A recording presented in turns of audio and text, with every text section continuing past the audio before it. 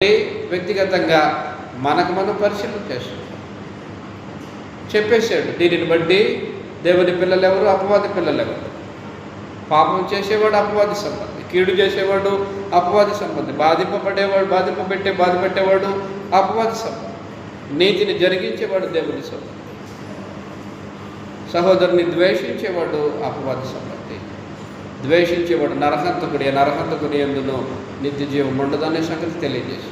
కాబట్టి నీ కథ ఏంటి, నీ జీవన విధానం ఏంటి, నీ స్వభావం ఏంటి, నీ మనస్సాక్షి ఏ విషయంలో నిన్ను దోషారోపణ చేస్తుందో, ఎవరి మీద ద్వేషం ఉందో, ఎవరి మీద కక్ష ఉందో సమాధానపడే అవకాశం దేవుడిస్తున్నాడు.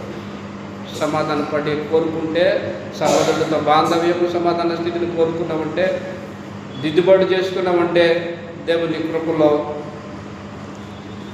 నడుచుకునేటువంటి పరిస్థితిని దేవుడు కల్పిస్తాడు.